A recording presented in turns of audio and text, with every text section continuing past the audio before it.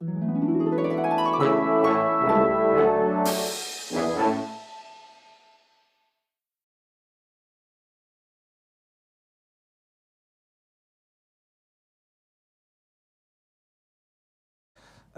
alors, l'exposé que je vous ferai aujourd'hui, Le droit dans les choses, le futur du droit, a pour but véritablement d'introduire le sujet, un sujet que par ailleurs nous ne maîtrisons nous-mêmes pas tout à fait, puisque les séminaires que nous organisons, les cycles de conférences que nous organisons chaque année, ont vocation à être un peu un laboratoire préalable aux recherches qu'on mène au sein du Centre Perelman de philosophie du droit, et depuis un certain nombre d'années déjà maintenant, autour de ce qui constitue un des axes de recherche principaux que nous avons, qui concerne le droit global. Je le dis pour certaines têtes sont connues, certaines personnes assistent chaque année au séminaire. Donc, il y a évidemment des liens entre les différents séminaires qui sont conduits. Et parmi les hypothèses que nous développons dans ce programme droit global, je ne vais pas dans le détail, c'est simplement il y a une hypothèse qui consiste à dire qu'avec la mondialisation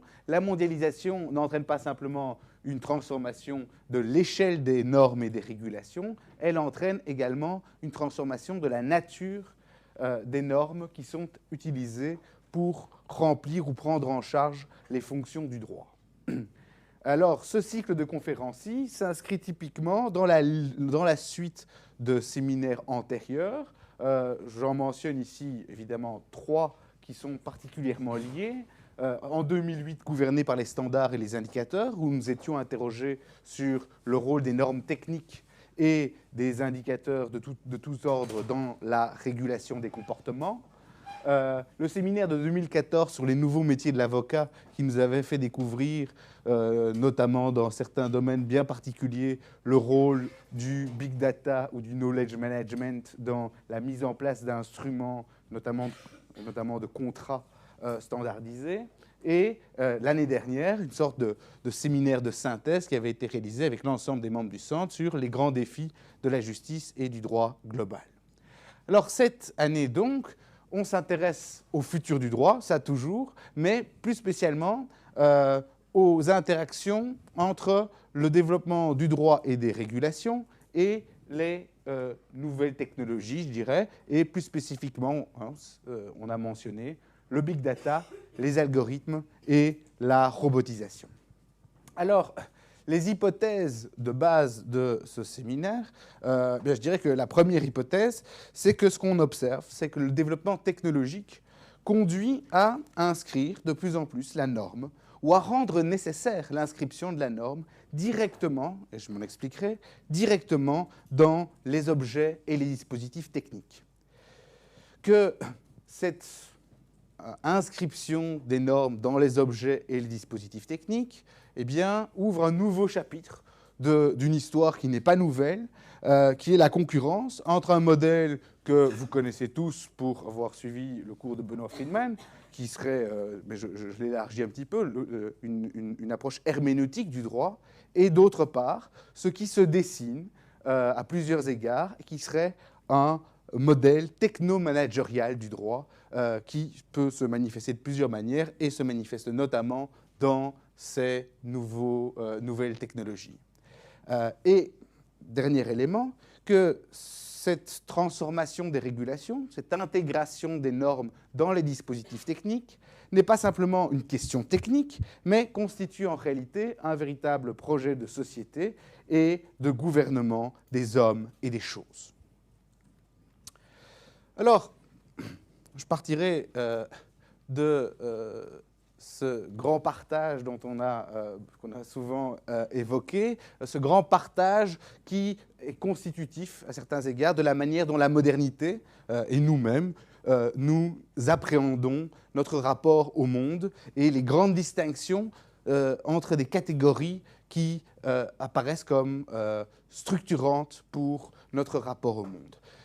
Ces grandes catégories, on peut les mentionner simplement sous des thèmes généraux, de la nature et de la culture, se développent ou peuvent être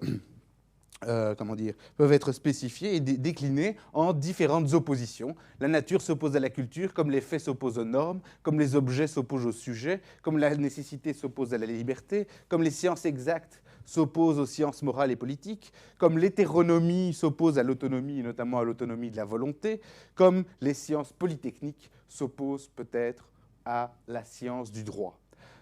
Ce programme de distinction que vous connaissez, en tout cas dans lequel vous vivez, qui vous fait par exemple dire qu'il y a des questions de droit et des questions de fait, et ce genre de choses-là, ce modèle-là, eh bien, finalement, ce programme de distinction, de purification des choses n'a jamais été tout à fait réalisé, mais néanmoins, il demeure une matrice conceptuelle très importante qui fait que lorsque nous observons un certain nombre de phénomènes, nous avons tendance à nous appuyer, au fond, sur ces distinctions tranchées qui ne le sont peut-être pas toujours autant. Je poursuis.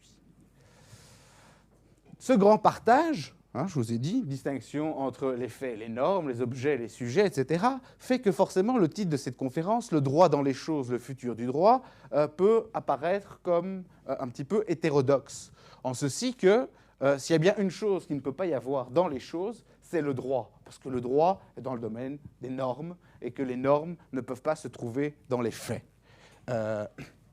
C'est évidemment quelque chose de tout à fait moderne, puisqu'il a existé, et il existe d'ailleurs, il a d'ailleurs toujours existé un certain nombre de prétentions considérant que, de personnes qui prétendaient qu'il existait des normes directement dans le monde qui nous étaient accessibles. C'est évidemment, pour ceux qui s'en souviennent, le droit naturel antique, avec cette idée qu'il existe un droit conforme à l'ordre des choses, à l'organisation du monde, un cosmos organisé. C'est évidemment le droit naturel animiste qui impute des volontés aux choses et aux êtres.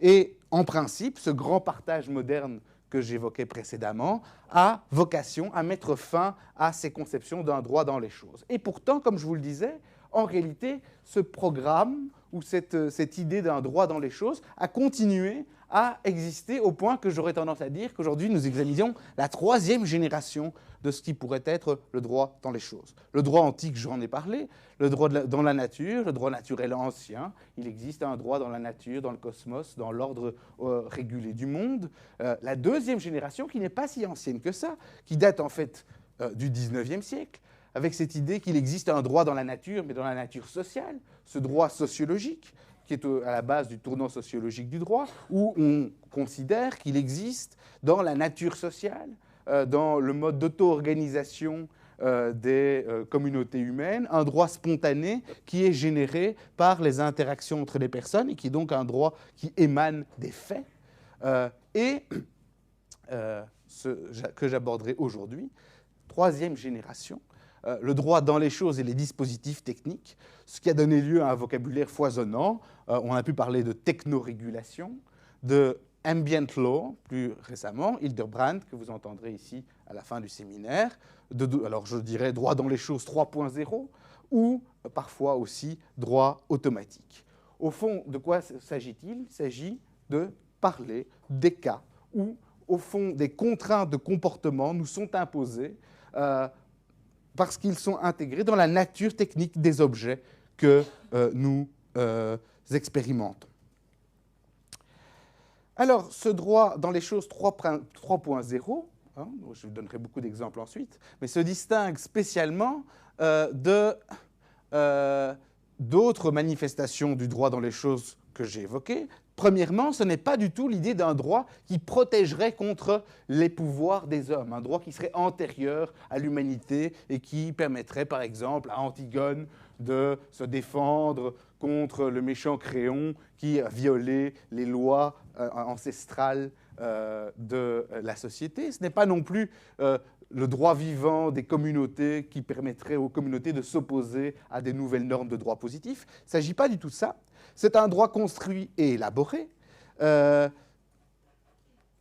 et qui est construit et élaboré parce qu'on a la capacité, on a acquis les capacités, on s'est rendu compte qu'il était nécessaire, d'un point de vue technique, de modifier l'environnement et la nature des objets dans le but de leur faire jouer un rôle de régulation.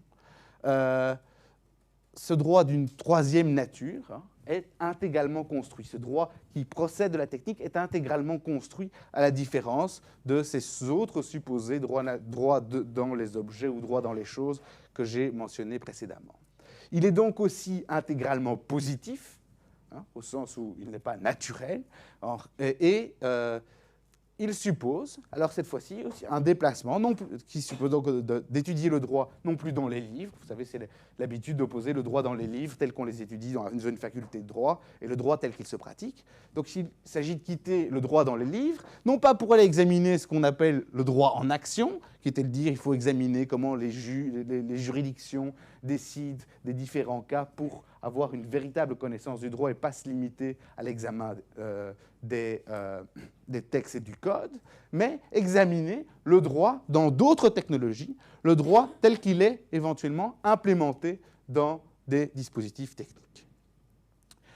Ceci consiste essentiellement, pour ce qui nous concerne, à examiner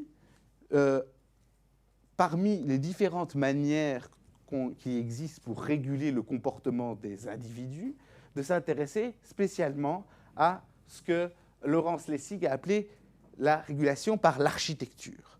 J'explique brièvement. Laurence Lessig, dans un ouvrage célèbre, Code and Other Law of the Internet, a expliqué qu'il y avait, en gros, alors on pourrait démultiplier les catégories, mais qu'il y avait différentes manières de réguler les comportements, qu'il existait bien sûr le droit, qui était une manière de contrôler et de diriger les comportements en édictant des normes et en assurant leur respect, qu'il existait des normes sociales qui organisent nos comportements, qui régulent nos comportements, les règles de bienséance par exemple, qu'il existait des normes ou des règles qui proviennent du marché. Au fond, c'est l'idée que les prix qui sont affichés, les prix des produits, dirigent nos comportements parce que nous aurons tendance à vouloir acheter, par exemple, moins cher un produit, et donc on va être poussé à mener telle ou telle action. Et, dernier élément, le contrôle par l'architecture, et l'exemple de Lessig visait essentiellement, ce contrôle par l'architecture visait essentiellement la régulation de l'Internet, puis c'est ce qui l'intéressait. Il s'agissait de dire, au fond, lorsqu'on est dans un environnement informatique, lorsque vous êtes sur Internet, votre comportement sur Internet, il est régulé non pas nécessairement parce qu'il y a des lois, mais il est régulé parce qu'on limite le type d'acte que vous pouvez poser, parce qu'au fond, vous êtes toujours dans des scénarios qui sont préconstruits pour vous. Vous devez vous enregistrer, vous ne pouvez pas décider de finalement intégrer une nouvelle pour l'académie, vous devez donner votre nom, votre prénom, votre adresse email, mais si vous voulez également mentionner d'autres éléments, cela est tout à fait impossible parce que ce n'est pas prévu pour. Donc vous êtes contraint par l'architecture à adopter ou à ne pas adopter certains types de comportements. Et évidemment, ce transfert de normes ou cette présence des normes dans l'architecture n'est pas quelque chose du tout de nouveau. Ce n'est pas nouveau sur le plan des idées. Pour ceux que cela intéresse, c'est évidemment une des grandes idées de Jeremy Bentham, l'idée qu'on peut intégrer des normes de comportement dans l'architecture, et notamment dans l'architecture des prisons, qui a donné lieu à toute une littérature sur ce que Bentham appelait le panoptique, c'est-à-dire cette prison construite pour que les prisonniers se sentent tout le temps surveillés, même si en fait ils n'étaient pas surveillés en raison de la manière dont on organisait l'espace.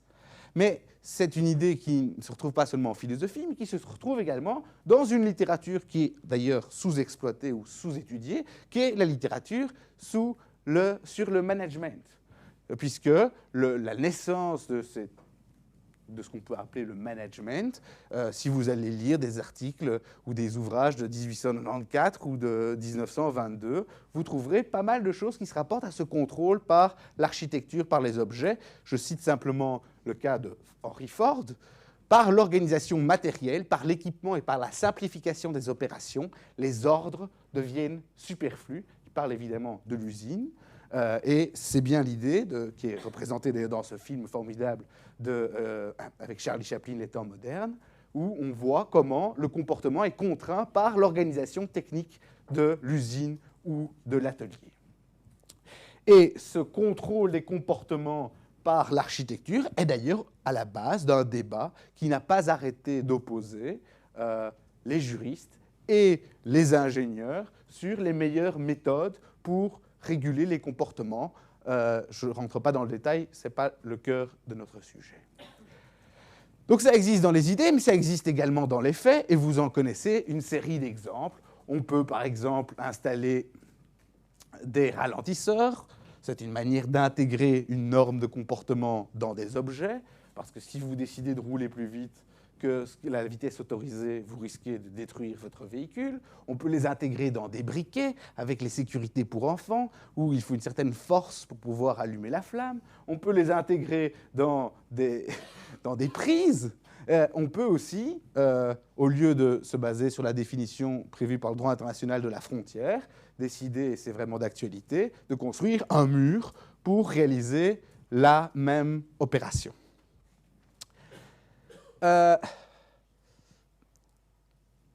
Cette intégration des normes dans les objets, elle est d'ailleurs organisée dans certains cas directement par des normes spécifiques qui sont les normes techniques.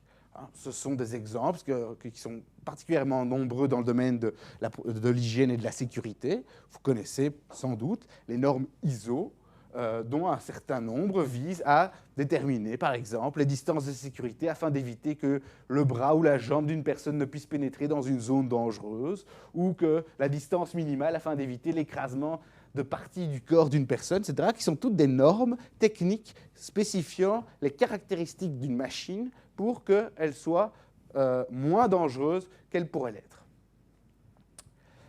Alors, cela étant, ce qu'on observe, et c'est ça le cœur du séminaire, ce qu'on observe, c'est qu'il y a une extension du domaine de ces technorégulations sous un double, en raison d'une double évolution. D'une part, le développement technologique, je vais y venir, et d'autre part, le développement d'une vision du monde, d'une idéologie relative à la manière de bien réguler et de résoudre les problèmes de régulation des comportements. Développement technologique, bien, de ce point de vue-là, j'attire spécialement votre attention sur le développement des réseaux de communication, puisque c'est véritablement l'endroit où se développent les principales évolutions qui vont nous concerner aujourd'hui. Le développement des réseaux de communication et de l'informatique, avec deux temps finalement. Un premier temps que nous avons pour la plupart tous expérimenté, même si il y a une certaine distance d'âge entre nous, c'est l'idée des réseaux de communication comme autoroute de l'information.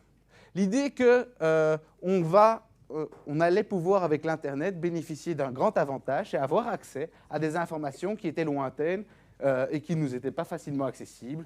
L'idée que c'était formidable, on allait pouvoir accéder à la bibliothèque du Congrès, à la British Library, etc.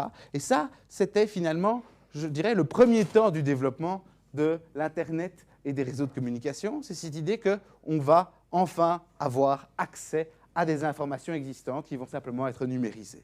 À ce premier temps vient s'ajouter un deuxième temps qui est complètement différent, une idée complètement différente. Cette idée complètement différente, c'est dire qu'en réalité, il faut développer une réplication numérique du monde, que le monde est information.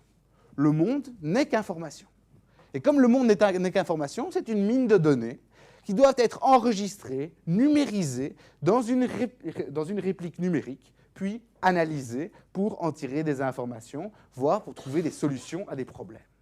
Et c'est à travers cette deuxième phase, qui n'est plus du tout l'Internet comme accès à de l'information préexistante et préorganisée, mais l'Internet comme, ou plutôt les réseaux de communication comme instrument de réplication numérique du monde, qui va conduire au passage de ce que nous expérimentons comme le monde et ce dont il s'agira beaucoup ici, le monde intelligent, c'est-à-dire le monde tel qu'il évolue dans l'interaction entre le monde physique que nous expérimentons et la manière dont ce monde, cette réplique du monde, influe sur les actions des agents dans le monde physique.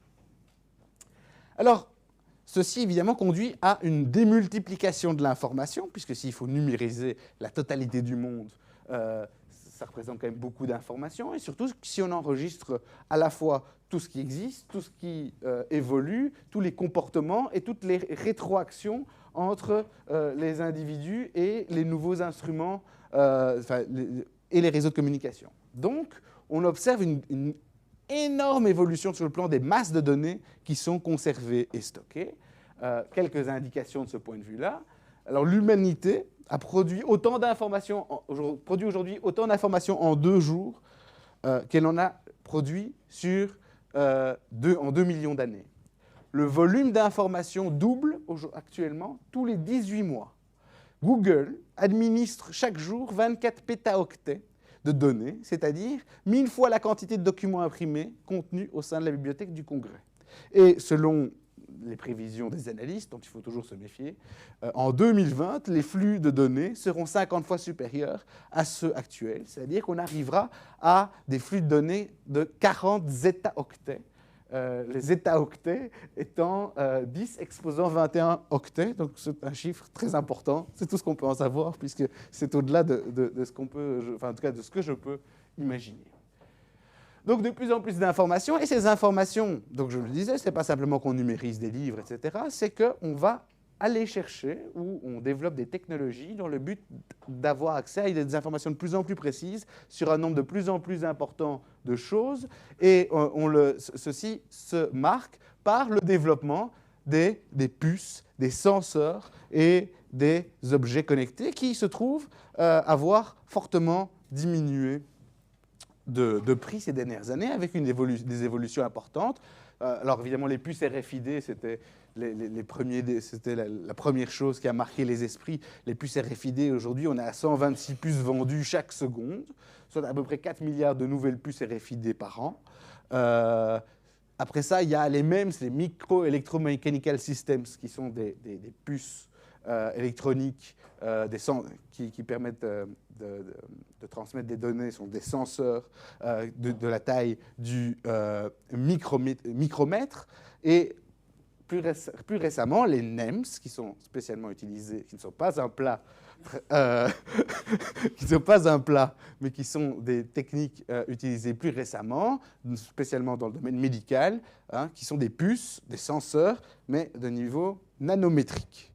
Et à ça s'ajoute les objets connectés eux-mêmes, dont le nombre progresse chaque jour. Alors l'Institut de l'audiovisuel et des télécommunications en Europe indique qu'il y avait 4 milliards d'objets connectés en 2010, qu'il y en a 15 milliards en 2015 et qu'il devrait en avoir entre 50 et 80 milliards en 2020.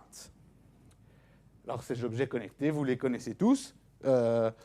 C'est le bracelet Fitbit que vous pouvez porter, qui va mesurer, prendre votre pouls, votre tension, vous donner des indications sur la manière dont vous vous sentez. Alors, l'iWatch, évidemment, les petits robots malins pour mettre à la maison, pour surveiller grâce à la caméra la personne que vous avez engagée pour s'occuper de vos enfants. Ou, plus récemment, comme l'ont annoncé en grande pompe Microsoft et Fujitsu, les vaches connectées qui permettent donc une gestion plus automatisée des fermes. Bref, on peut tout connecter, on peut tout intégrer, on peut produire de la donnée, finalement, avec à peu près n'importe quoi. Alors, évidemment, cette réplique numérique du monde doit être étudiée pour en tirer des informations, elle doit être analysée, et pour ça, on bénéficie de développements importants, la gestion du big data, l'intelligence artificielle, qui permet d'exploiter et de gérer et de tirer des connaissances, encore à savoir si ce sont vraiment des connaissances, de l'ensemble de ces informations très très nombreuses. Par ailleurs, la connexion des objets le fait que les objets soient connectés permet éventuellement d'agir ou de rétroagir sur ce monde connecté via des algorithmes qui vont, par exemple, vous envoyer un message si vous avez plus ou moins bu, en vous informant que comme vous avez beaucoup bu, il n'est peut-être pas conseillé de prendre la voiture ou des choses de ce genre-là. Et par ailleurs, ces développements de l'intelligence artificielle qui peuvent travailler sur des bases de données extrêmement absolument gigantesques, permettent de développer de nouveaux algorithmes qui eux-mêmes peuvent être implémentés dans des robots. L'exemple étant, et on y reviendra, la voiture Google, puisque la voiture Google n'est possible qu'à partir du moment où on peut examiner des modes via un big data, des manières de conduire et des manières de réagir par rapport à des événements dans la circulation. Alors, je disais, ça c'est sur le plan de l'évolution technologique. Vous avez également une dimension idéologique dans cette transformation, dans cette idée qu'il faut une copie numérique du monde. Et je dirais l'idéologie ou la vision du monde qui porte ces technorégulations, bien c'est d'abord cette idée qui connaît un grand succès que comment il s'appelle, Evgeny Morozov a appelé le solutionnisme, cette idée qu'à tout problème complexe, il y a une solution simple et elle passe par une nouvelle application. C'est cette idée qu'on peut observer très généralement dans les déclarations des directeurs des entreprises de la Silicon Valley. Finalement, si vous avez un problème, il suffit de miner des données et de produire une nouvelle app qui sera disponible sur votre iPhone et qui vous permettra de résoudre les problèmes que vous rencontrez, allumer votre chauffage, résoudre les problèmes de l'environnement, garantir une circulation sans encombre, etc. etc. Cette première idée. Deuxième idée, deuxième élément, je dirais, idéologique, cette conduite des comportements organisés par les technorégulations peut s'appuyer, c'est de plus en plus marqué sur une physique sociale, un terme qu'on avait un peu oublié depuis le 19e siècle, qui revient à l'avant-plan, sur une physique sociale rendue possible par le big data, puisque le big data nous permet enfin de travailler, non pas sur quelques observations, sur un petit questionnaire sociologique passé à 1000 ou 2000 personnes, mais sur la totalité des données, et donc de faire émerger des lois de l'organisation sociale, des lois des interactions humaines. Et ceci, évidemment, est très important dans cette idée qu'on peut technoréguler le monde. Et d'ailleurs, cette vision, solutionnisme, physique sociale, cette vision-là, elle trouve à s'exprimer également dans une philosophie de l'histoire qui prévoit ou qui annonce la fin de l'Homo sapiens. Et il y a un auteur qui a beaucoup de succès pour l'instant qui s'appelle Yuval Noah Harari, qui a écrit « Sapiens, une brève histoire de l'humanité », dont la fin de l'histoire consiste à expliquer comment l'homme va être déplacé par l'androïde, grâce notamment à Google, etc. Bref.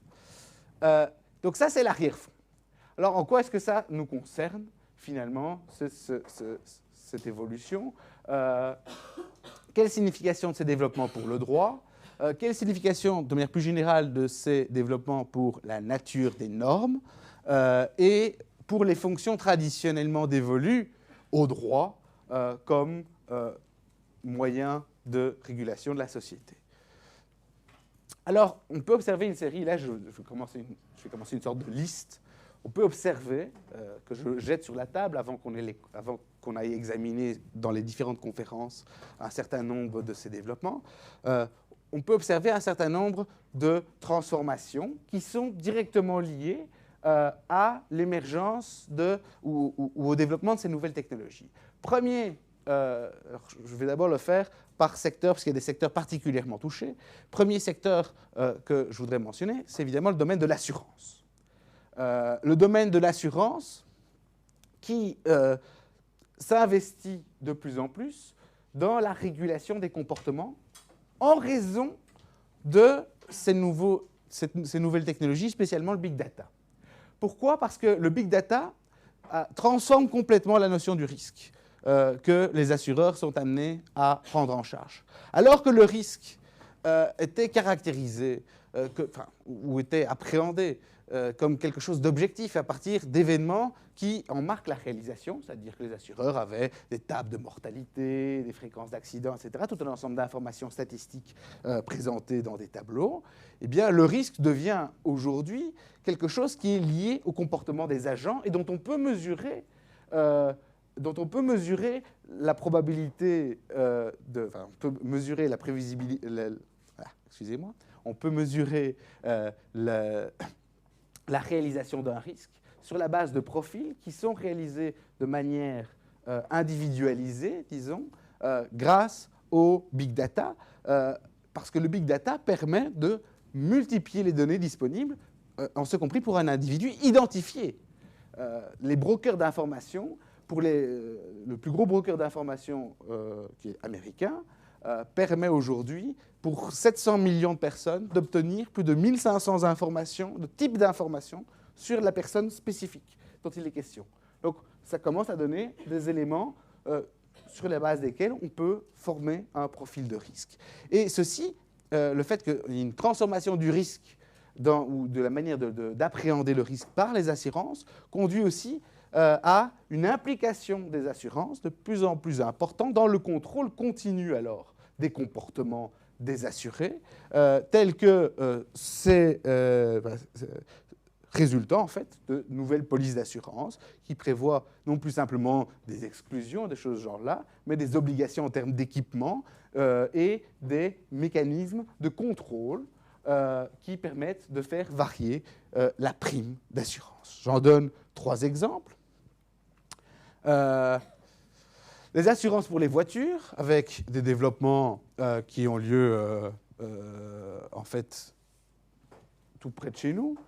En Grande-Bretagne et aux États-Unis, vous avez peut-être entendu parler, l'assurance auto de Progressive Insurance, qui vous permet de bénéficier, si vous acceptez de brancher un petit appareil sur votre voiture, de bénéficier d'une prime en fonction de votre mode de conduite. C'est-à-dire qu'on va enregistrer en permanence votre comportement en voiture, et sur la base de votre comportement en voiture, on va fixer le montant de la prime, et cette prime sera évolutive. En France, c'est YouDrive qui a développé la chose, et YouDrive, c'est encore plus amusant, puisque vous branchez effectivement aussi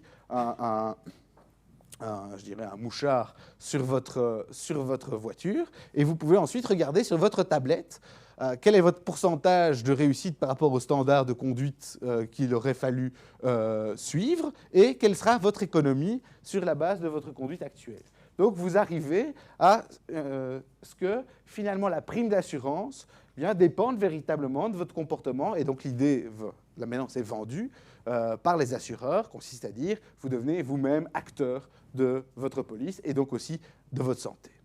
Alors, plus récemment, AXA France a lancé la maison connectée, qui est en fait une assurance habitation, mais qui est liée à la mise en place chez vous à la maison d'un certain nombre d'appareils connectés qui permettent de vérifier l'évolution de l'humidité, qui permettent de vérifier la présence de fumée et qui contactent immédiatement l'assureur si certains indicateurs signalent que, par exemple, il y a trop de fumée, risque de feu, etc., qui va pouvoir, à ce moment-là, prendre les mesures nécessaires pour qu'une intervention soit réalisée, que ce soit pour les dégâts des eaux, pour les dégâts incendies et autres. Alors, on peut même aller plus loin, ça c'est évidemment l'assurance vie, puisque l'assurance vie ou les assureurs qui assurent les assurances soldes restants dus, les assurances vie, etc., sont particulièrement intéressés à avoir des primes qui varient selon votre état de santé, surtout selon vos comportements. Si vous souscrivez une assurance, c'est John Hancock Vitality Programme, eh bien, comme vous pouvez le voir, vous recevrez un bracelet gratuitement, un bracelet Fitbit que vous devez vous engager à porter, et qui va alors mesurer si vous faites de l'activité. Est-ce que vous faites 7 000, 10 000 pas par jour? Si vous faites 7 ou 10 000 pas par jour, vous allez gagner un certain nombre de points d'avantage. Si vous faites 20 minutes de fitness, vous allez gagner des points avantages, et tout ceci va se répercuter sur votre prime. Donc c'est vraiment l'idée que, en fonction de votre comportement, eh bien, vous allez payer plus ou moins cher. Alors, ce n'est pas juste une folie américaine, puisque c'est pas juste une folie américaine, puisque AXA France a lancé quelque chose de similaire maintenant, en prévoyant des primes. Si vous faites entre 7 et 10 000 pas par jour, eh bien, vous bénéficierez davantage sur votre contrat d'assurance vie. Alors, évidemment, ça n'a pas de limite, puisque les objets connectés, on le sait, ça peut concerner tout. Et donc, on peut très bien imaginer demain, puisque c'est quelque chose qui existe, qui a obtenu plein de prix, que vous serez obligé d'utiliser la fourchette EpiFork, qui mesure la durée totale de votre pas, le nombre moyen de coups de fourchette par minute, l'intervalle de temps entre chacun de vos coups de fourchette, qui vous propose des graphes, etc. Ce qui commence à ressembler furieusement à la machine à manger mise en place par l'entreprise où travaillait Charlie Chaplin dans les temps modernes. Alors, ces technologies de contrôle, on peut les rencontrer également, je ne dirais pas dans le détail ici, dans le domaine bancaire. Alors, dans le domaine bancaire, pour une série de raisons. Alors, d'une part, en tant que la banque est soumise à des régulations, et d'autre part, en tant que la banque elle-même octroie des crédits, prend des garanties, etc. Donc, sur les deux volets, à la fois en tant qu'elle est soumise à des régulations et en tant qu'elle impose des conditions à ses clients. Alors, en tant qu'elle est soumise à des régulations, il y a une spécialiste ici qui est Pauline Bégas, qui nous a entretenu de cette question dans le détail l'année passée. On soumet aujourd'hui les banques à des obligations de plus en plus importantes et nombreuses, et notamment à des obligations en termes de reporting et de contrôle interne des risques. Mais ces obligations, ou le détail de ces obligations, ne sont pas toujours fixés par le droit. On délègue en quelque sorte la question de savoir comment réaliser ces contrôles aux banques elles-mêmes, qui vont donc mettre en place des systèmes de compliance. Ces systèmes de compliance étant eux-mêmes, dans certains cas, pour les grands organismes bancaires, fondés sur du big data.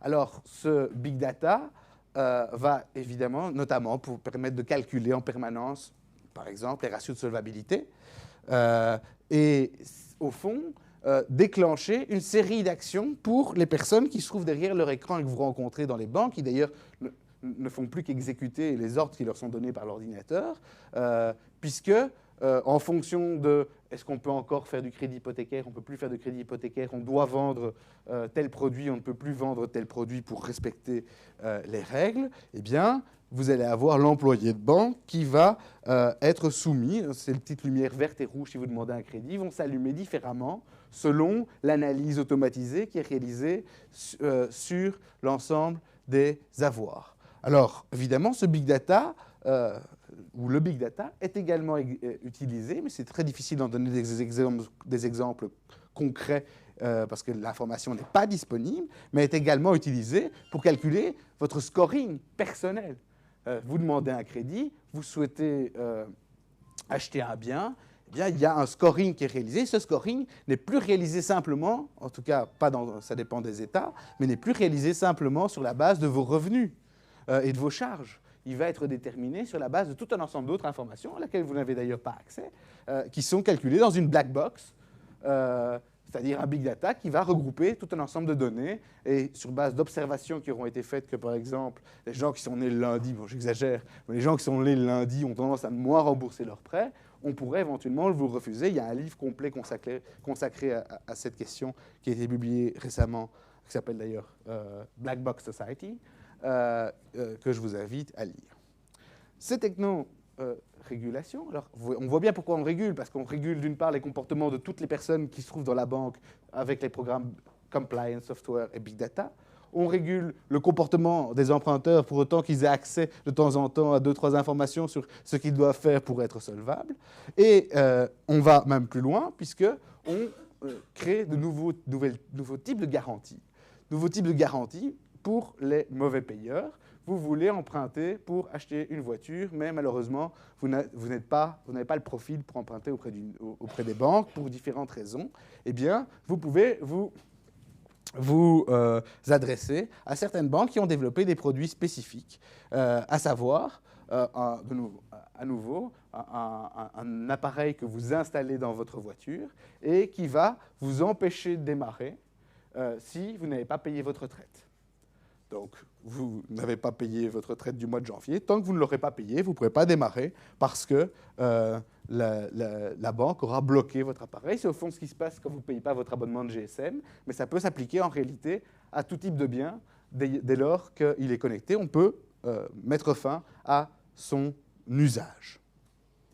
Autrement dit, une nouvelle sûreté issue de la pratique, une sûreté dans les choses qui est constituée ici, et c'est une pratique qui existe évidemment en Europe, en Grande-Bretagne spécialement, et aux États-Unis. Évidemment, en Belgique, ce n'est pas encore le cas.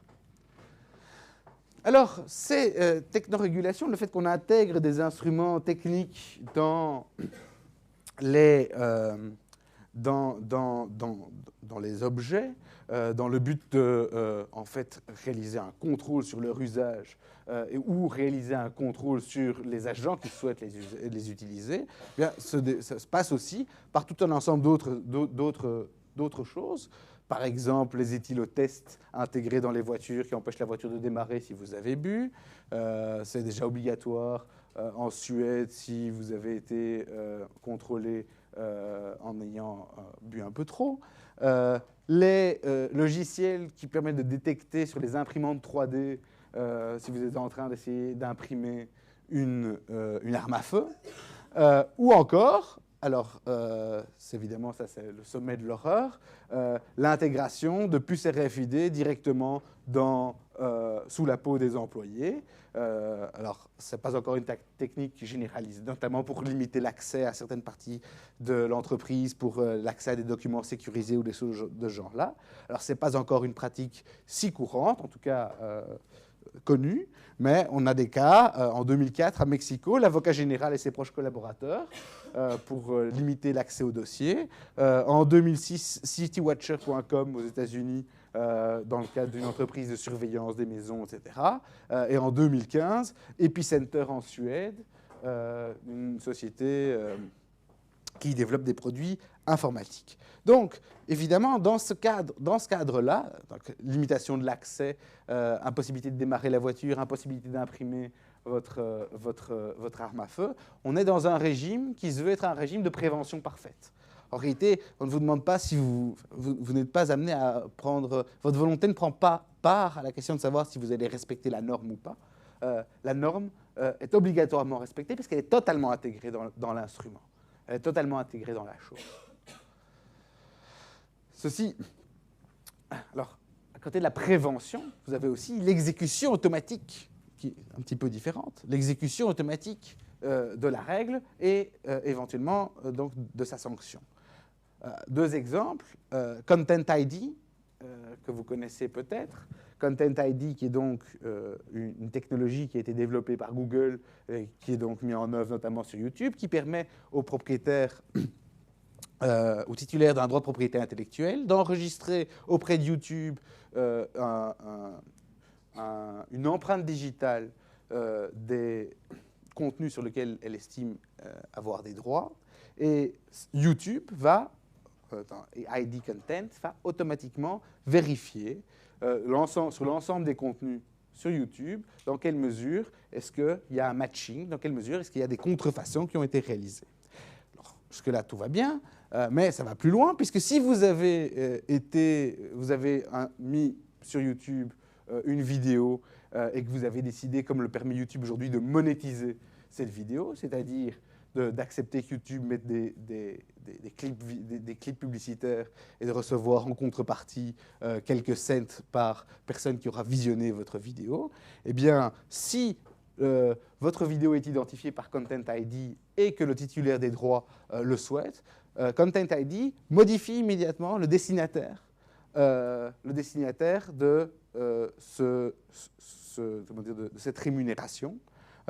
Puisque vous n'êtes pas le titulaire du droit de propriété intellectuelle, et bien finalement c'est Universal Record qui recevra les droits pour la vidéo, ça c'est le cas réel, pour la vidéo de votre enfant qui danse sur une musique de Prince.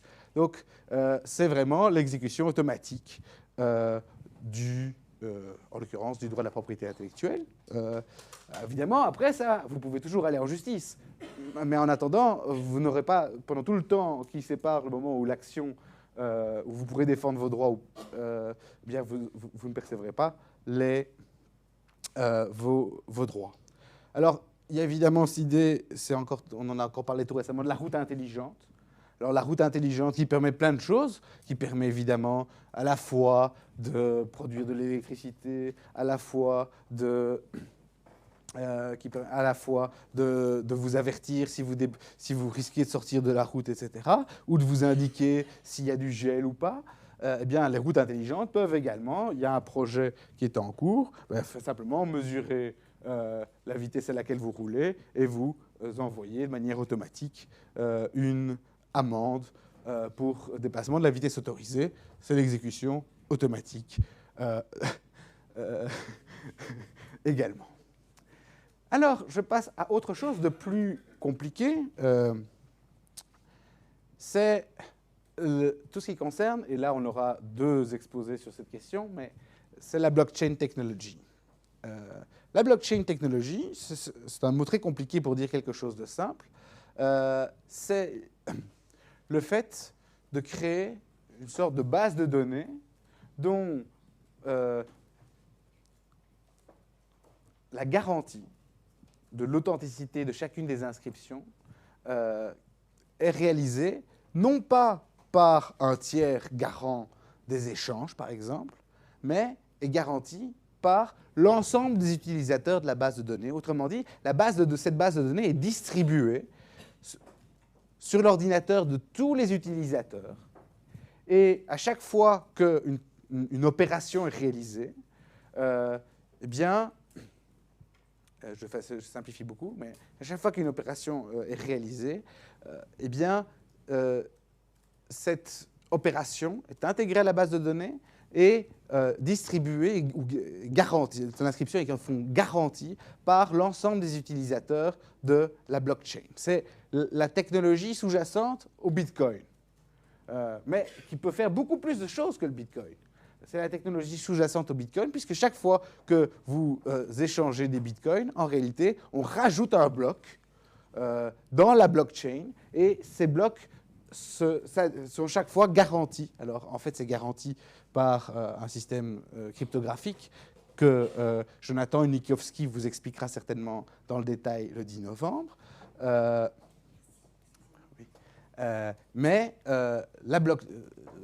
Chaque fois que vous faites une nouvelle transaction, c'est intégré dans la blockchain.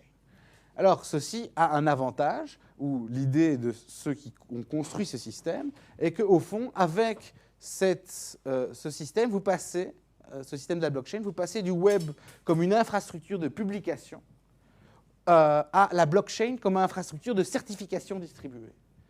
C'est-à-dire qu'à chaque fois que vous allez intégrer une donnée ici, cette donnée sera en fait certifiée comme étant une écriture authentique par l'ensemble des acteurs qui utilisent la blockchain, et ceci constitue finalement la base d'un mouvement qui est le Trust Free Movement, cette idée qu'on pourrait en fait organiser tout, l'économie, le droit, toute chose où on a recours généralement à un tiers garant, on pourrait l'organiser sur la base d'un système de blockchain, puisque finalement, on peut avoir une garantie de l'exécution des opérations par le système distribué, qui est donc le tiers serait donc le programme ou le système cryptographique. Et comme l'idée qu'on ne fait pas confiance, ce mouvement a tendance à ne pas faire confiance aux tiers, par exemple aux banques centrales, eh bien, ce système peut produire des effets. Mais les applications de la blockchain sont beaucoup plus larges que la création de monnaie virtuelle comme le Bitcoin. On peut, par exemple, à partir du moment surtout où on a des smart properties, c'est-à-dire à partir du moment où on a des propriétés réelles ou virtuelles qui sont connectées et dont on peut gérer ou non l'accès, on peut donc créer des smart contracts, c'est-à-dire non pas simplement mettre des opérations dans les blocs certifiés par l'ensemble des utilisateurs de la blockchain, mais on peut y mettre non seulement des opérations beaucoup plus complexes, notamment avec des conditionnalités. Si X, alors Y, etc. Et donc on peut, selon le rêve de Nick Szabo, mettre en place des smart contracts. Les smart contracts sont donc des contrats qui qui facilite, vérifie et exécute les contrats. Enfin, ce sont des contrats, ce sont des protocoles qui facilitent, vérifient et exécutent les contrats, pour autant qu'on puisse transformer, qu'on puisse faire du reverse engineering et qu'on puisse transformer les contrats qu'on souhaite transformer en smart contracts en dry code, puisque l'idée le principe des smart contracts, c'est l'idée que les contrats sont souvent mal rédigés parce qu'ils sont... C'est ce que les défenseurs... C'est ce qu'eux disent. Les contrats sont souvent mal rédigés parce qu'ils ne sont pas clairs, les termes ne sont pas univoques, etc. Et donc, il faut transformer le wet code des contrats rédigés par les juristes en dry code, c'est-à-dire en informations qui peuvent être données ou intégrées dans un algorithme qui sera exécuté de manière automatique. Alors, cette possibilité, ces smart contracts rendus possibles par la blockchain, qui vont faire que vous allez, par exemple, pouvoir réaliser une vente, mais où le colis qui vous arrive, qui lui-même est doué d'une puce RFID, le colis qui vous arrive, ou mieux encore d'un émetteur, le colis qui vous arrive, au moment où le colis arrive devant votre porte, c'est seulement à ce moment-là que de manière automatique et sans que vous puissiez faire quoi que ce soit, le montant de l'achat est libéré. Alors, évidemment, les possibilités sont multiples. On peut créer des testaments en smart contracts. On peut réaliser 1000 choses. On peut spécialement réaliser pour l'instant, c'est surtout à ça que c'est utilisé pour l'instant, des contrats financiers et tout particulièrement des produits dérivés, puisqu'il y a un certain nombre de sociétés qui sont actives dans l'ingénierie financière et qui utilisent la technologie de la blockchain pour mettre en place des produits dérivés, contrats de swap notamment, à l'intermédiaire de cette technologie de la blockchain. Mais cela dit, on peut faire d'autres choses. Il existe déjà le contrat de mariage sur la blockchain, qui, vous voyez, Create a Family Trust, qui prévoit tout un ensemble de règles gérant le patrimoine familial, etc. etc. Et il existe encore bien d'autres choses qui fonctionnent sur ce modèle-là. Vous avez Bilateral Settlement Over-the-Counter Derivatives Trades. Vous faites des opérations en 15 secondes, totalement en peer-to-peer, puisque vous n'avez de nouveau pas, vous n'avez pas de clearing house au milieu, ou d'autres options qui sont possibles, notamment une application qui a été développée sur Ethereum, qui est un système qui utilise la blockchain, qui vous permet, qui propose en fait, ils disent « If you can lock it, we will let you rent, sell or share it ». L'idée consistant à dire, on peut, en fait, si vous pouvez mettre une serrure électronique sur votre maison, des choses comme ça, eh bien, nous, on peut organiser via notre plateforme l'ensemble de la mise en location du bien, etc., avec des accès automatisés, directement liés à des smart contracts qui vont assurer le paiement, etc., etc. Et on peut aller beaucoup plus loin encore, puisque les créateurs de ces plateformes qui permettent de travailler avec la blockchain veulent permettre in fine la création des Decentralized Autonomous Organization, qui est en fait une série de smart contracts plus ce qu'ils appellent des oracles. C'est-à-dire, il s'agit ici de faire en réalité fonctionner une entreprise ou une société, mais en faisant fonctionner l'ensemble de la société sur la base de règles qui sont préétablies, qui s'appliquent de manière automatisée, et qui, cette société garantie par la blockchain, va pouvoir réaliser une série d'opérations et dans certains cas, lorsque une décision humaine est nécessaire, faire réaliser des votes informatisés qui seront réalisés sur la base des clés des clés cryptées que les propriétaires, entre guillemets, même s'il n'y a pas vraiment de propriétaires dans ce genre de structure, les propriétaires de cette organisation autonome je ne sais plus ce que je disais. Les propriétaires de cette organisation autonome pourront voter sur la base d'une clé, sécurisée. Et donc, vous pouvez imaginer, on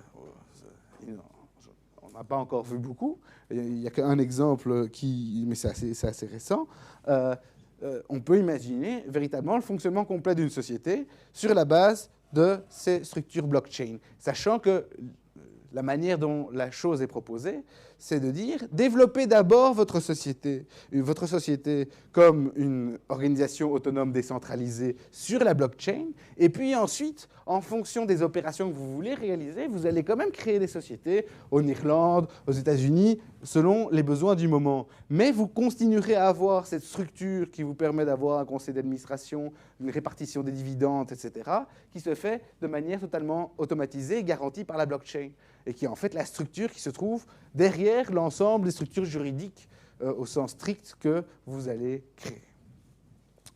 Dernier élément, alors j'en arrive évidemment aux choses les plus impressionnantes, dernier élément que je mentionne, c'est évidemment The Rise of Robots. Alors ça, c'est quelque chose d'un peu différent, parce que jusqu'ici, les exemples que je vous ai donnés sont des cas où on utilise les nouvelles technologies et on intègre dans des objets des dispositifs qui visent à contrôler le comportement humain. In fine, dans l'ensemble des exemples que je vous ai donnés précédemment, il s'agit de contrôler des comportements humains, savoir si M. X va payer ou pas, savoir si vous allez fumer ou manger au rythme adéquat pour continuer à bénéficier de votre prime d'assurance ou pas. Avec les robots, on arrive à quelque chose d'un petit peu différent, puisque la question qui se pose, elle se pose d'abord aux ingénieurs, mais à un moment donné, elle se pose quand même aussi aux juristes, c'est de savoir comment on fait pour que le robot respecte un certain nombre de règles qui soient les mêmes, ou en tout cas similaires à celles qui sont appliquées aux acteurs humains, spécialement lorsque les robots et les humains sont mis en concurrence. Alors des robots... on est bien loin encore des choses qu'on peut voir dans les films de science-fiction, avec des robots qui interagissent pleinement, qui parlent, qui inventent des histoires. Mais on a déjà des robots spécialement au Japon qui sont utilisés pour s'occuper des personnes âgées. Vous voyez là un robot qui fait la gymnastique avec un monsieur, donc ils peuvent faire d'autres choses. Vous avez évidemment les voitures sans pilote, où là, on a l'impression que les choses évoluent quand même à une certaine vitesse, puisque tout le monde est sur toutes les grandes entreprises semblent être sur le coup. Et on a évidemment ce qui a fait le plus de bruit, spécialement dans le monde du droit international, les systèmes d'armes autonomes, autrement appelés les robots tueurs, qui sont donc toutes des réalisations en robotique qui posent des problèmes de régulation. Pourquoi ? Parce qu'ils sont soit autonomes, soit semi-autonomes dans leur comportement, et que donc ils posent des tas de questions. Alors ils posent des questions, je vais d'abord parler de la voiture Google, ils posent des questions qui sont intéressantes mais qui ne paraissent pas absolument centrales pour ce qu'on dit ici, notamment des questions en droit de l'assurance, qui, en cas d'accident d'une voiture Google autonome, qui est responsable? Est-ce que c'est le conducteur? Est-ce que c'est le constructeur? Est-ce que c'est celui qui a créé le code, etc. Donc ça, c'est toute une question, mais pose des questions peut-être plus fondamentales encore dans d'autres cas, spécialement le cas des systèmes d'armes létales autonomes. Alors dans le cas des systèmes d'armes létales autonomes, donc c'est déjà prêt, disons, à être utilisé. Par exemple, la frontière entre la Corée du Nord et la Corée du Sud est protégée par des systèmes d'armes létales autonomes, sauf qu'on n'a pas activé l'autonomie. C'est-à-dire qu'il est encore nécessaire, enfin c'est ce qui est dit en tout cas, il est encore nécessaire que quelqu'un appuie sur le bouton pour déclencher le feu. Mais sinon, la technologie est disponible, et la question est de savoir comment est-ce qu'on fait évidemment, si on ne l'interdit pas, on ne l'a pas encore interdit, si on ne l'interdit pas, comment est-ce qu'on fait pour intégrer des normes qui ressemblent un tout petit peu aux contraintes qu'on impose aux soldats humains pour interagir sur le champ de bataille? Comment est-ce qu'on intègre au fond les règles du droit international humanitaire dans un robot? Et puis, alors après, il y a toute la question de savoir si on doit être favorable à ce développement ou pas favorable à ce développement, mais si ce développement a lieu, comment est-ce qu'on fait pour qu'il respecte certaines choses? Et quelle est l'influence, notamment, de la manière dont on pourra éventuellement transposer ou implémenter ce droit humanitaire dans le robot, et sur les concepts même du droit humanitaire? prend l'exemple, la distinction entre objectifs militaires et objectifs civils. Hein, finalement, le robot ne pourra pas faire le même type, n'aura pas jamais le même type d'appréciation qu'un être humain. Donc on va devoir lui implémenter des règles qui vont lui permettre de faire la distinction. Mais ces règles, finalement, vont venir préciser la notion d'objectif militaire tel que prévu par le droit humanitaire. Et donc, est-ce que le concept d'objectif militaire sera toujours le même une fois qu'on aura totalement implémenté cette notion dans le robot? Voilà des questions qui se posent. De manière plus concrète et plus immédiate encore, c'est la régulation, et là on a Thilène qui travaille là-dessus, la régulation du trading à haute fréquence algorithmique. Vous savez qu'aujourd'hui, à peu près 60% des échanges qui se font sur la bourse de New York et de Londres sont réalisés par des machines de high frequency trading qui passent des ordres sur la base d'algorithmes. Et un certain nombre de questions se posent du point de vue de leur régulation. Comment est-ce qu'on fait pour réguler ces robots? D'autant plus qu'ils font des opérations à la milliseconde. Alors, est-ce qu'on fait une régulation ex post, c'est-à-dire on attend qu'il se passe quelque chose, et à ce moment-là, éventuellement, il y a une intervention du régulateur, mais avec le risque qu'il y ait déjà eu des centaines de millions qui ont été perdus, ou est-ce qu'il y a lieu de faire autrement? Et pour le coup, que fait le législateur? Il fait autrement. Qu'est-ce qu'on fait? On dit en fait, c'est le règlement MiFID 2, on dit en fait que les opérateurs de ces high frequency, de ces machines à faire du high frequency trading, doivent en fait mettre en place en interne de leur système des contrôles de risque pour s'assurer que la machine respecte le droit. Sauf que comment est-ce qu'on fait pour que la machine respecte le droit? Ça, c'est pas dit. Donc, vous allez développer, alors ce qu'on va développer, c'est des normes techniques, des standards, etc., qui vont permettre d'implémenter dans la machine même le contenu des normes qui s'imposent normalement aux opérateurs qui interviennent sur les marchés financiers. Sauf que ce faisant, le droit sera sans doute aussi complètement transformé. Et surtout, quelle sera la place, pour le coup, quel droit sera en fait transposé à partir du moment où ce seront des ingénieurs qui vont le faire et où les juristes auront une part relativement limitée, puisqu'en fait il s'agit de programmation, donc de chiffres, et que tout le monde s'entend à dire que si on fait du droit, c'est quand même un peu parce qu'on n'aime pas les chiffres. Idem pour la protection des données vie privée. Qu'est-ce qu'on fait pour l'instant avec les directives qui devraient passer très prochainement, devraient très prochainement être adoptées sur la directive sur la protection des données personnelles? Au fond, on impose la mise en place de contrôles par défaut et de contrôles de systèmes de protection des données personnelles à la conception. Protection des données personnelles à la conception, ça veut dire que les acteurs, les responsables du traitement de l'information doivent, dans le système qu'ils utilisent pour gérer l'information, prévoir au moment de la conception des règles internes. En l'occurrence, s'il s'agit de bases de données ou de systèmes automatisés dans les algorithmes, des moyens de garantir un certain standard de protection des données personnelles, et ceci à la conception, c'est-à-dire que finalement, le droit doit être implémenté, ou certains aspects du droit doivent être implémentés dans les réseaux qui font circuler l'information.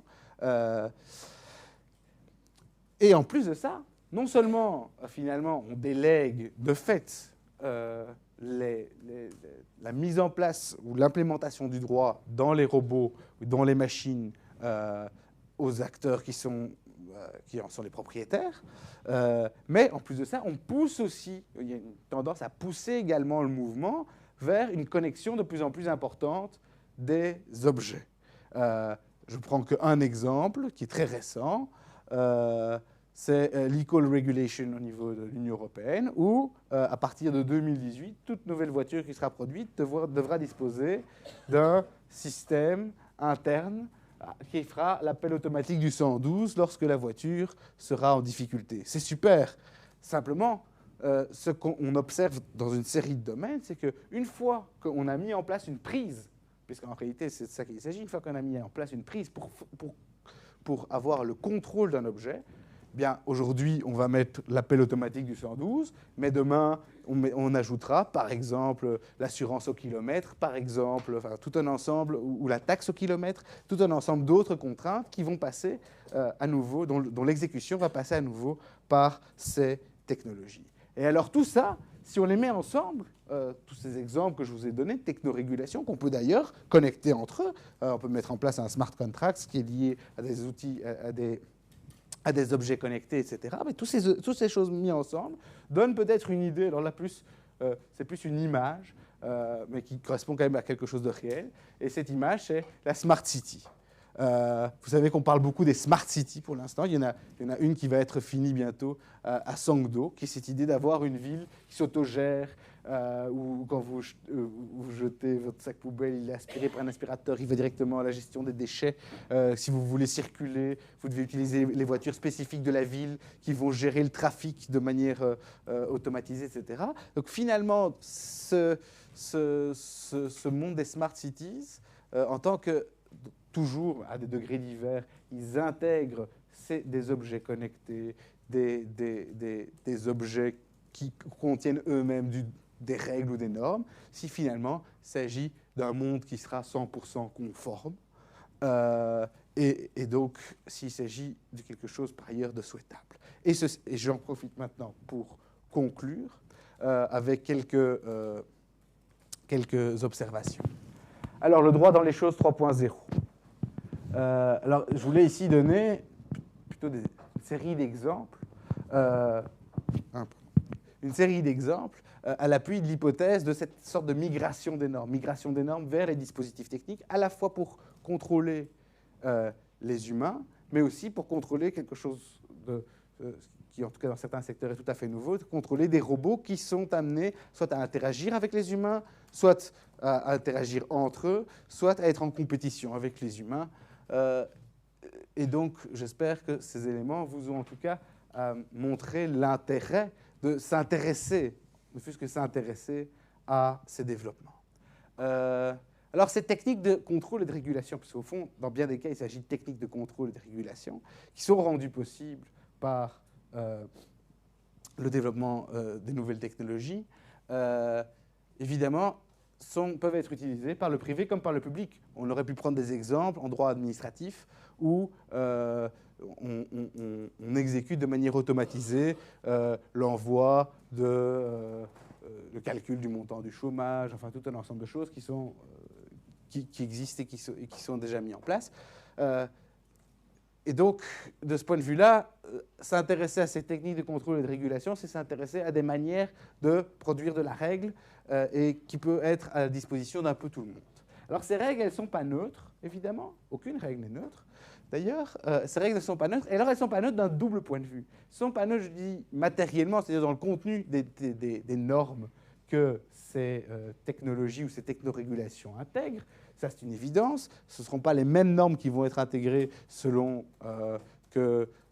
par exemple, le contrôle du high frequency trading est laissé au secteur, ou si le contrôle du high frequency trading est donné à la commission bancaire et financière, etc., ne seront pas les mêmes normes qui seront intégrées. Ça, c'est une chose. Mais elles ne sont pas non plus neutres formellement, j'ai envie de dire. Elles ne sont pas neutres formellement dans le sens où ces techniques, c'est ce que je disais tout à l'heure, créent des prises qui font que finalement, on rend possible le contrôle de certains comportements qu'avant, en fait, on ne pouvait même pas imaginer contrôler. Si on met des roues intelligentes ou si on intègre des fourchettes qui calculent votre coup de fourchette, etc., on peut éventuellement, à un moment, accéder à, alors d'une part, à des informations qu'on n'avait pas avant, mais aussi on peut aussi réguler des choses qu'on ne pouvait pas réguler avant parce qu'on s'est donné les moyens. Donc là, il y a une neutralité de la technologie, si vous voulez, sur le contenu des normes précises qui sont implémentées, mais il n'y a pas de neutralité de la technologie sur le fait qu'on augmente l'espace de régulation possible, l'espace où la contrainte sur les comportements peut s'exercer. Alors, les effets sur le droit. Il y a plusieurs choses. D'abord, sur ce qu'on appelle classiquement le droit, il y a une modification, dans certains cas, des équilibres sous-jacents. Spécialement en droit des contrats, parce qu'au fond, si je prends l'exemple de la voiture avec cette sûreté c'est-à-dire que si vous ne payez pas votre traite, vous ne pouvez plus rouler, vous modifiez complètement le fonctionnement des choses. Aujourd'hui, vous avez votre voiture qui ne roule pas parce que vous ne payez pas votre traite. Il va se passer tout un ensemble de choses avant que vous ne puissiez plus rouler. Il va d'abord y avoir éventuellement un juge des saisies, etc. Il va se passer 1000 choses, mais avant qu'on vous saisisse votre voiture, vous aurez pu encore au moins travailler pendant quelques mois. Il y a donc une modification de ce point de vue-là de l'équilibre des acteurs dans le contrat. C'est le cas pour en fait tous les self-executing, tous les smart contracts, parce que vous modifiez en rendant les choses, en permettant qu'elles soient auto-exécutées, ben vous ne pouvez plus par exemple invoquer, si vous voulez invoquer la force majeure, imaginons ça, ben vous ne pourrez plus l'invoquer, du moins vous devrez l'invoquer a posteriori, et demander qu'on vous rembourse. Et donc ça modifie, l'utilisation de ces mécanismes modifie quand même les rapports sous-jacents. D'autre part, il rend le droit beaucoup plus rigoureux. Est beaucoup plus automatique que la manière dont il a été pensé. Quand on pense, ce que certains sont en train de faire avec le code de droit américain, ils essayent d'en réaliser une transformation du code américain en algorithme. Si vous les normes, quand elles ont été adoptées sur la base des moyens de mise en œuvre et de contrôle qu'on a fait. Si demain, vous mettez en place l'application, même si c'est totalement fou, on ne saurait pas le faire, mais si vous mettez en place l'application automatique de toutes les règles prévues par le législateur en Belgique, plus rien ne fonctionne. Plus rien ne fonctionne. Donc, de ce point de vue-là, il y a vraiment aussi une transformation, c'est-à-dire qu'en fait, le droit est relativement inefficace. Et c'est parfois une chance. Et c'est seulement à l'occasion d'un problème qu'on va alors mobiliser telle ou telle règle de droit pour trouver une solution à un problème spécifique. Mais il n'a pas vocation à être en fait le code de fonctionnement d'un programme informatique. Alors, par ailleurs, ces instruments ou ces technorégulations, ben, forcément, dans certains cas, ils précisent le droit. C'est le cas dans le domaine de la compliance. Lorsque on dit vous devez prendre vos contrôles internes pour respecter la législation, vous allez avoir des standards de marché qui vont se développer. Et finalement, respecter la législation, ce sera acheter le programme de telle ou telle entreprise qui est bien classée dans les entreprises qui réalisent le big data pour faire le rapport trimestriel des banques. Mais dans certains cas, ces instruments de technorégulation peuvent également avoir vocation, ils ne réussissent pas toujours, mais à remplacer le droit. Puisque si à un moment, votre smart contract vous donne plus de garanties sur l'exécution de votre contrat ou de l'accord que vous avez passé, que le recours à un contrat écrit régi par le Code civil, il y a une concurrence entre des moyens entre des instruments normatifs qui peuvent se faire, en tout cas, en faveur de ces technorégulations. Et d'ailleurs, la personne qui viendra parler ici des blockchain technologies et smart contracts, qui est le directeur de Eris Industries, a développé, en fait, des smart contracts en Somalie pour pallier à l'inefficacité de l'ordre juridique somalien. Alors, évidemment, ça pose aussi d'autres problèmes, c'est que plus on intègre les normes dans les objets, plus le droit est intégré dans les choses, plus en fait on rend simplement impossible l'infraction, plus le droit devient redondant par rapport à l'environnement. Et donc là, c'est l'hypothèse évidemment dramatisée, mais l'hypothèse de l'essoufflement du droit, ou de la mort du droit, en tout cas pour la gestion de certains domaines, a du sens. Parce que si le droit est juste redondant par rapport à ce que vous pouvez ou vous ne pouvez pas faire, ça n'a plus de sens d'édicter des normes de droit. Autrement dit, si vous pouvez de toute façon plus rouler à 50 km/h, ça ne sert à rien de dire qu'on peut pas rouler au-dessus de 50 km/h. Et donc ça fait tomber un certain nombre de règles qui sont aujourd'hui d'application. Alors ce passage de l'herméneutique, c'est-à-dire ces règles de droit qu'on édicte, qu'on interprète, qu'on discute, avec lesquelles on va voir un juge, etc., vers un modèle technomanagérial, alors ça implique aussi un déplacement de la science du droit, des sciences humaines vers les sciences polytechniques, les sciences de l'ingénieur. Et c'est quelque chose qu'on peut observer petit à petit, notamment aux États-Unis, où il y a de plus en plus de programmes, notamment, ou d'idées de programmes, notamment MIT School of Law. MIT a acheté une faculté il n'y a pas longtemps, avant même qu'elle soit accréditée, parce que l'idée est de créer des programmes conjoints, évidemment, avec des juristes qui font aussi un peu d'études des sciences de l'ingénieur, pour des raisons qu'on voit bien et qui sont évidentes. Les juristes connaissent le droit, c'est très bien, mais ce serait quand même pas mal s'ils avaient aussi 2-3 compétences pour aider, l'idée n'est pas de leur faire tout le travail, mais pour aider à imaginer comment est-ce qu'on peut faire migrer les normes juridiques et les effets attendus de ces normes juridiques vers des dispositifs techniques. Et puis, évidemment, et ça c'est pour conclure, sortant alors de points très spécifiques des technorégulations, on peut se demander plus généralement quelle anthropologie philosophique, c'est un point je pense important, quelle anthropologie philosophique se trouve derrière cette approche technomanagériale, parce que je mettais l'exemple de la machine à manger avec Charlie Chaplin, mais véritablement, dans un système où, quand on conduit, on ne peut pas dépasser la vitesse, parce que sinon on reçoit une amende, on doit suivre les recommandations de son GPS, on doit par ailleurs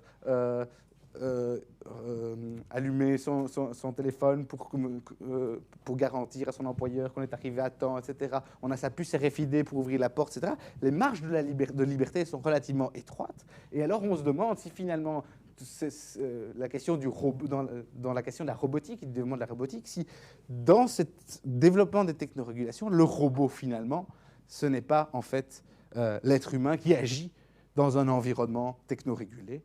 Et là-dessus, je vous remercie pour votre attention.